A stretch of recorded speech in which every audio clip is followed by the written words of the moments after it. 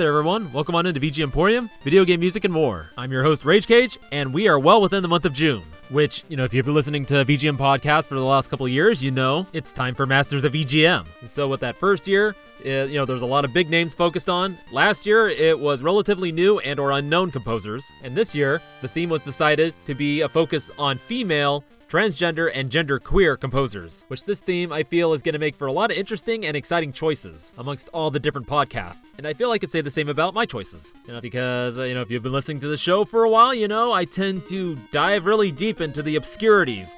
Though you may notice that with the track I opened the episode with, it is definitely not that. It may sound a little familiar, and you know what it is, it's Zelda. And within this over 100 episodes I've done, I've only ever played, including this one, 3 songs from Zelda, and one of those from the Faces of Evil on the CDI. So yes, this is Tal Tal Heights, which I do believe is ranked way up there with the best of Zelda themes. Then this is, of course, from The Legend of Zelda, Link's Awakening, composed by Kozue Ishikawa. And, there's not really much on her that I could find, before or after her time at Nintendo, which, was only from 93 to 2000. So yeah, getting right into it, she started at Nintendo about 93, was assigned to R&D 1, which was the team led by Gunpei Yokoi, which was largely focused on Game Boy titles. So her first project being Legend of Zelda, Link's Awakening, alongside 2 others, fellow newcomer Minako Hamano, who would go on to be a longtime Nintendo composer, and her latest credit being Metroid Dread, and Kazumi Tataka, having just recently done the Super Mario Land 2 soundtrack and being the lead on this one. But that doesn't mean that Kozue had a minor role here. She contributed about 21 songs to the OST, with some of these being in collaboration with Minako, which you can tell here that Kozue is off to a pretty strong start. And yes, Tal Tal Heights again is probably, as far as I've heard and seen other people say, is considered one of the best songs in the series. There are others that, I really enjoy, such as Mysterious Forest, Inside a House, which is really short but sweet, and then one of my personal favorite versions of the original Zelda field theme, the one where Link initially wakes up and doesn't have a sword, so he has to go and find it on the beach. That always brings up some really nice warm feels. And then there are some songs in here that has this certain sound that will make its reappearance in some later games, which actually one of these is being Super Mario Land 3, Wario Land, which she did alongside Ryoji Yoshitomi. And that particularly peculiar sound that she was developing in Link's Awakening is starting to kind of get more solid here. In 94, she was part of the sound staff for Earthbound, not contributing any songs but doing sound design. In 1995, she would do the soundtrack for Star Fox 2 alongside Yumiko Kanki, who also had a relatively short time at Nintendo. Though Star Fox 2 was never officially released, there were a couple versions of the ROM that were leaked online back in the early 2000s or so. Though there's a lot more to this story that we'll be getting to later. After covering our next game, which is her first solo project, that being Wario Land 2, released in 1998. And the track I'll be playing here is Hen's Nest, of course composed by Kozue Ishikawa.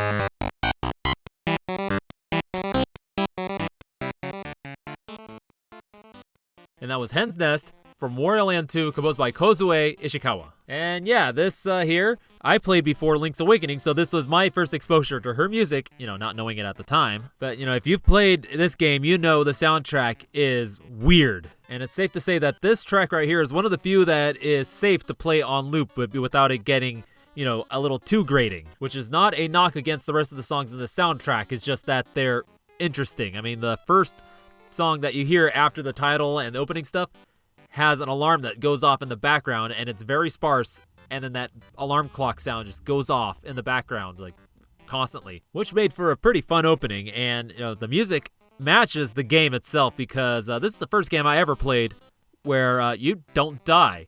You only get hurt in very ridiculous ways, being flattened and being engulfed in flames, just to name a couple.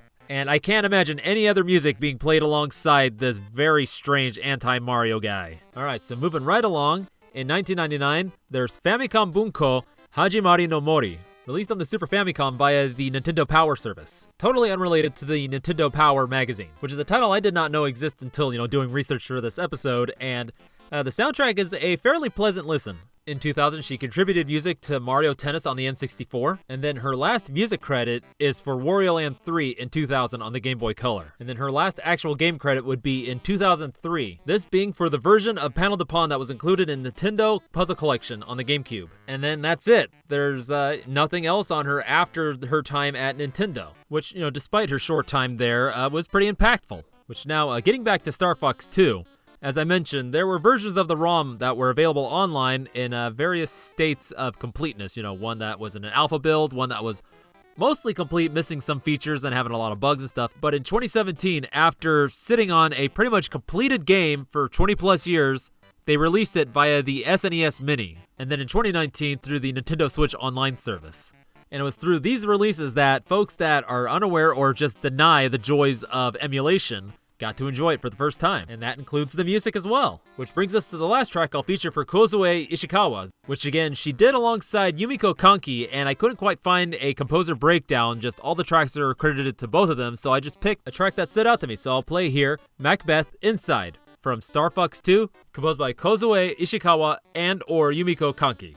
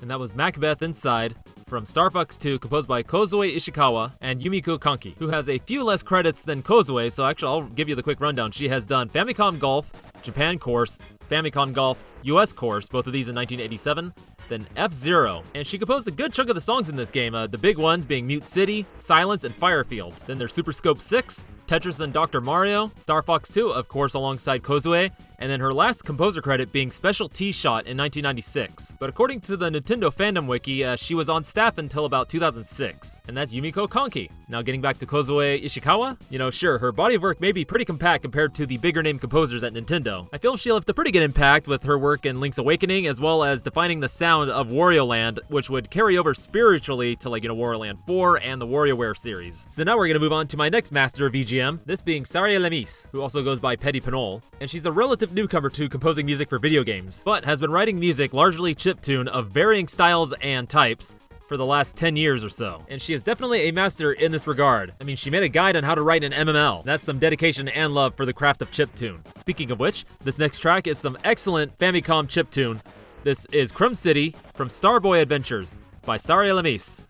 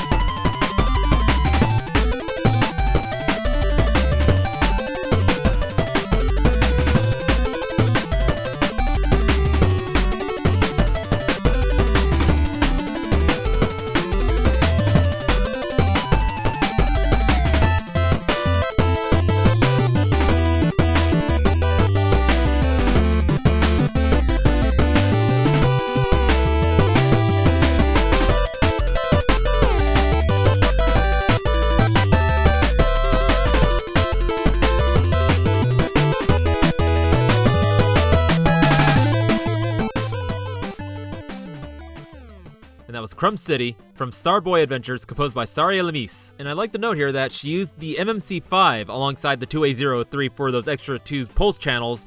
It also offers a slightly higher quality PCM channel, but she's not using that here. That percussion is all noise, possibly with a little assist from one of those extra pulse channels. So yes, Saria Lemis, a train-loving chiptunist extraordinaire hailing from Brazil, whose music I originally discovered through their SoundCloud channel called Pediponal's Trash Bin, where she uploads arrangements and rips that she did for Silagana. And this of course led me to her main account, where she of course shares her original music, majority of it from Battle of the Bits, and then in recent years, sharing music that she has been making for video games, which this game, Starboy Adventures, is her first solo credit for VGM OST, this being in 2020, but the year before, 2019, she contributed songs to a couple different games, the first one, Glitch Dream, the song being called Noir Nightwalk, and this is a yet-to-be-released visual novel, and then one to Super Ledge Hop Double Laser, called Getting Closer to the Ledge, which is a fast-paced bullet hell rhythm game. And these both weren't chiptune, they were kind of more like Redbook audio. You know the sound. Think the kind of music that was on like the PC Engine CD or Sega CD.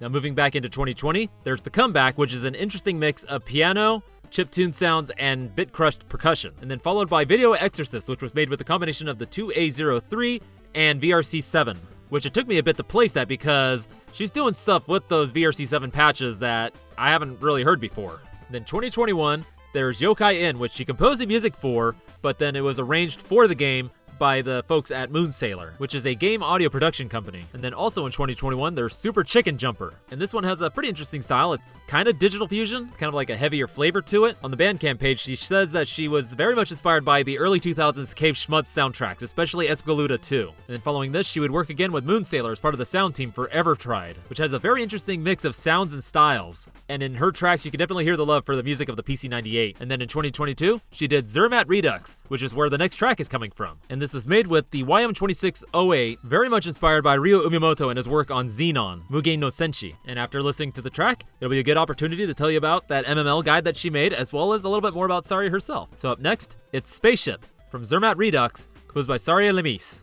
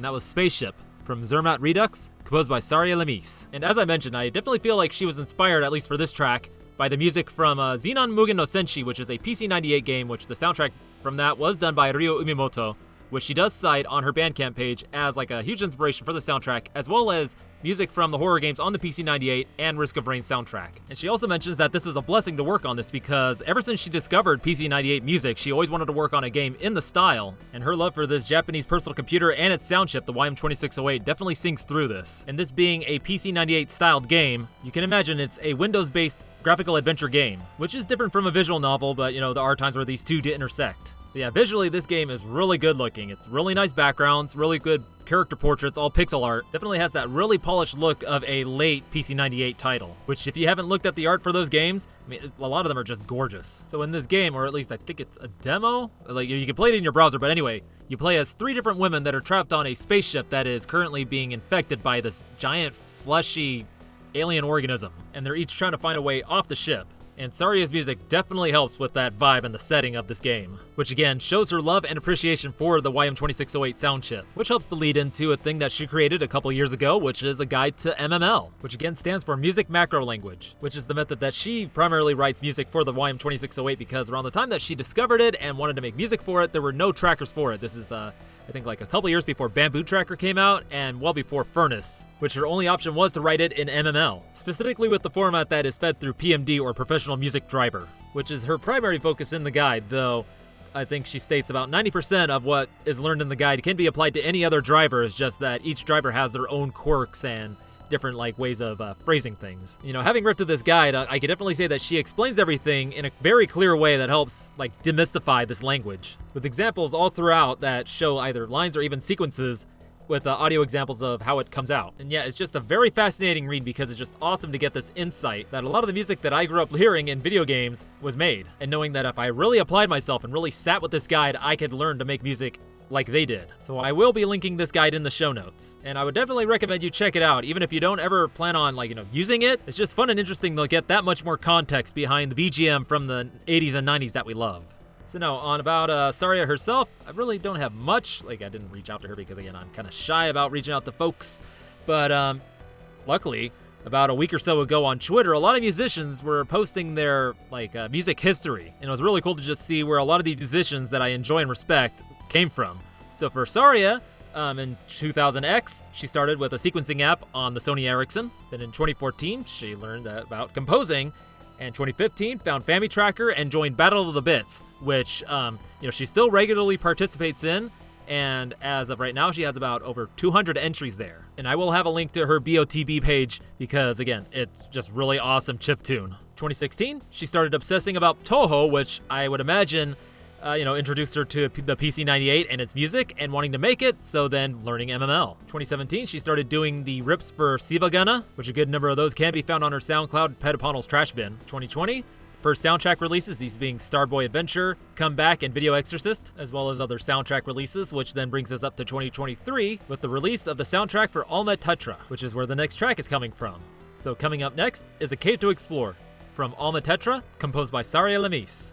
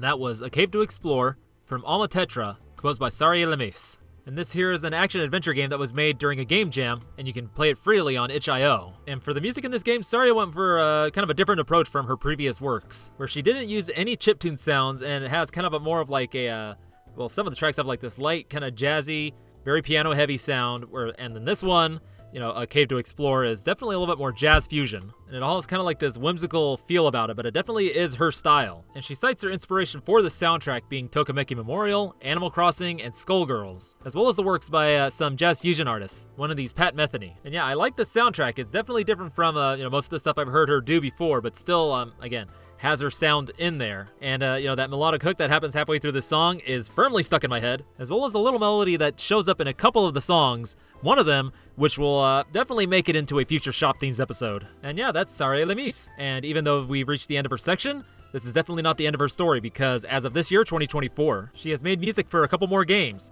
She contributed a couple tracks to Mullet Magic, which just recently came out, and it is a hyperkinetic, hyper-violent, 90s anime-inspired FPS. And she is also working on the soundtrack for the upcoming game Mysteries of Rinko Togawa Volume 2, The Girl Who Wasn't There, which is a visual novel very much inspired by the same kind of games on those Japanese PCs of the early 90s. And the music that Saria is doing for it is made using the YM2608 once more. Some more FM goodness, and from the one track that they've previewed so far, it's going to be amazing. But while we're waiting for that to come out, you can check out all of Saria's music, again on Bandcamp, where you can find all her video game music soundtracks. You can also find her original music on SoundCloud and Battle of the Bits.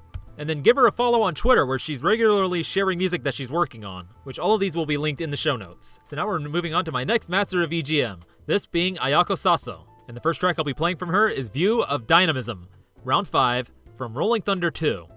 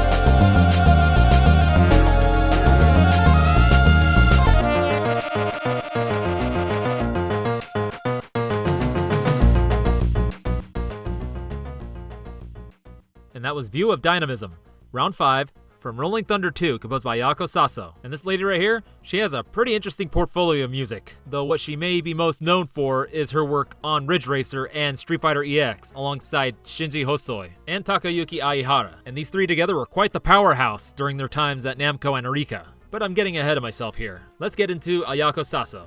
I was able to find from all places the Street Fighter EX fandom page that from an early age she had a pretty extensive music education, this including piano lessons since she was 7. Then she would eventually move on to a brass band in her high school, and then eventually join a music school where, surprisingly, her least favorite thing of it was music composition. But it was around this time, about 85, 86, so it's kind of funny in 1989 that she joined Namco as a composer, which she cites her main influence for, coming into this position is the music from the games such as Xevious, Genpei Tomaden, and Yokai Douchuki. And so it would be in 1990 that she would work on her first game, with her first time working alongside Shinji Hosoi as well as Seiichi Sakurai, this being Sokoban DX, known as Boxy Boy in the West. And then in 1991, showing that she had the music prowess, would have her first solo project, that being Rolling Thunder 2, which this soundtrack is just a wacky mix of swanky jazz fusion, and what I can only describe as video game music.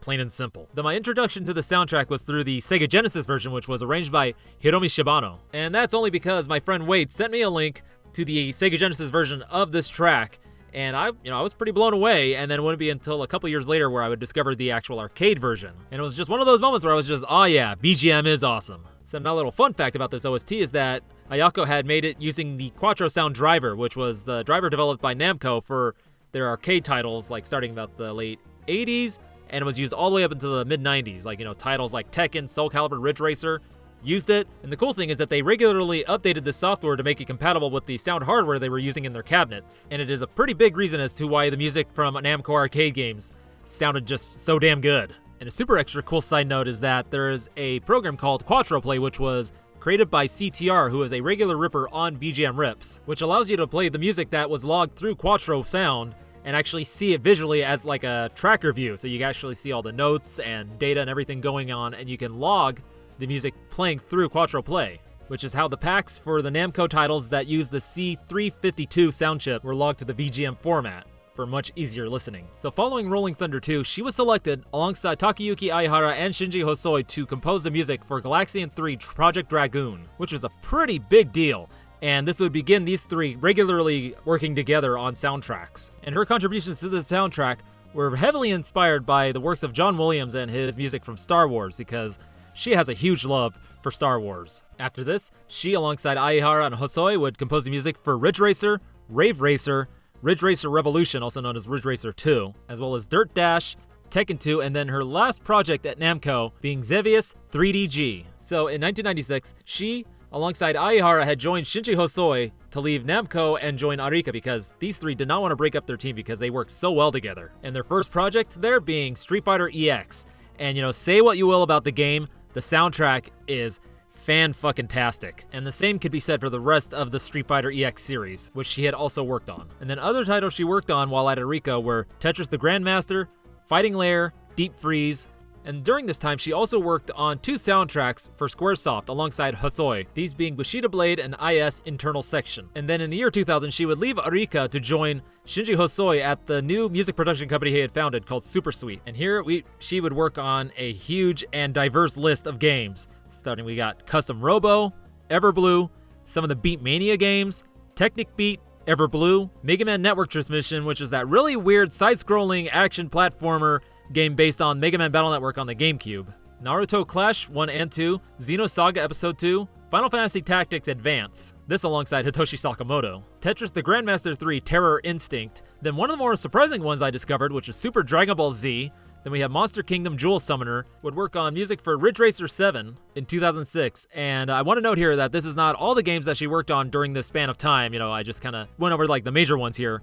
And so this brings us to the halfway point of her still ongoing career in 2007 with the title Folklore, though I have also seen it titled Folk Soul. And this is a pretty big departure from her style that I'm used to, and it makes for an interesting contrast between the first track I played for you and this last track that'll be coming up after this. So up next, this is The Forgotten Village from Folklore, also known as Folk Soul, composed by Ayako Saso.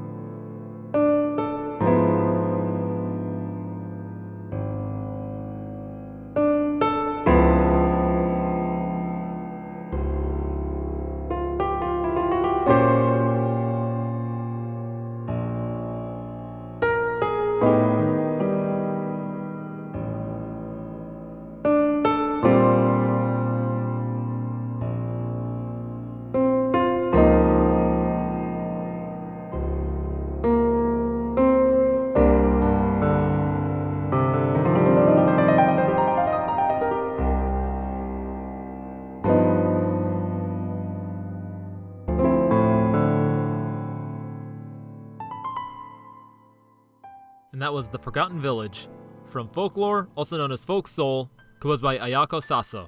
And the soundtrack was done alongside Kenji Kawai, Shinji Hosoi, and Hiroto Saito. And yeah, this is a game I have very vague memories of seeing like trailers for, I think in some magazines, and I definitely never got to play it because I did not own a PS3, which unfortunately is the only way to play this game because, just looking at some of the gameplay footage of it, some of the images, and then hearing the music of it, it is a really interesting game. It's a dark fantasy action RPG based around Celtic and Irish folklore, and the gameplay is centered around using the spirits of the creatures that are based off this folklore, or also known as folk, for your means of defense and offense. And looking at the reviews, it's pretty positive. I mean, most of the praise is coming for the art direction, which again is really stunning, and of course the soundtrack, which from what I've listened of it, the majority of it is like this bombastic orchestral stuff, very unsettling, kind of circusy sounding, waltzy, and of course mixed in their traditional Irish and Celtic music. And Ayako's songs definitely follow suit. They're just big, bombastic, have like this overall kind of foreboding dark tone that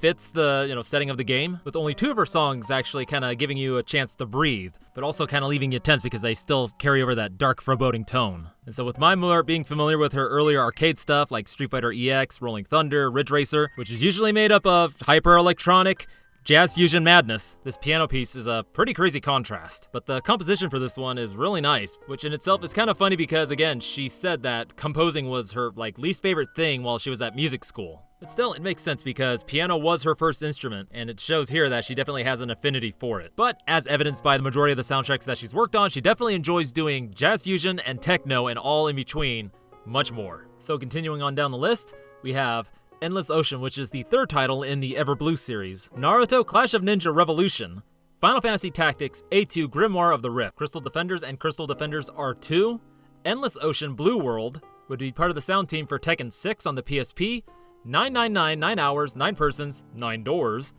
Prismatic Solid, Ridge Racer 3D on the Nintendo 3DS, Tekken 3D Prime Edition on the 3DS, Ridge Racer Unbound, Tekken Tag Tournament 2, a lot of Namco here, would do arrangements for Battle Gorega Rev 2016, was the composer on Tetris 99, would contribute sound arrangement for ESP Raw Desai, Ginga Force, Pac-Man 99, and SD Gundam Battle Alliance in 2022. And so this brings us to the last track I have for Ayako here, and this is going to be another case of musical whiplash. This is going to be Silently Boisterous, Normal, from Tekken 8, which was just released in January of 2024.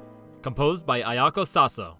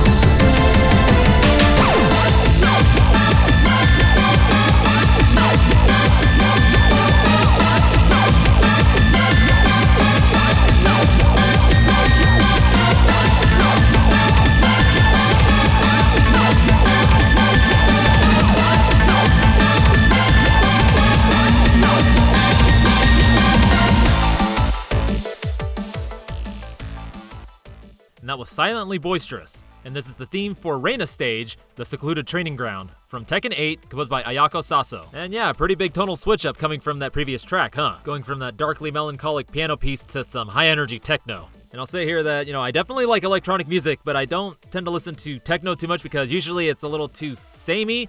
But here, this track, this is actually pretty good and something I could see myself listening to quite often, even though it does still have some of those tropes that, I tend not to like in techno, like the 4 on the floor, that super saw. It's kind of eased by all the other synths that she's using in here, especially the one that for the intro, and then like the ones that are kind of cycling through in the background. It just kind of tickles that part of my brain that just shouts out, ooh, that kind of sounds like YMO. And then towards the end, that cool addition of like what sounds like taiko drums in there. And I guess the overall like energy and vibe of this song fits the character that it's for, Reina, who is a brand new character introduced in Tekken 8 and is the secret daughter of Heihachi Mishima, which, reading up about her, she inherited the self-confident and arrogant personality that is common to the Mishima family. And here's an interesting one. She exudes a charismatic sense of evil, but when not dealing with anybody of the Mishima family, she covers it up with a more happier kind of bubbly attitude. So that's the name Silently Boisterous. So I gotta say, it's pretty dang cool that Ayako Saso's contribution was for the, new character that I guess is like a central part of the story for this game. And it's kind of cool theme-wise for her because, 35 years ago, she started at Namco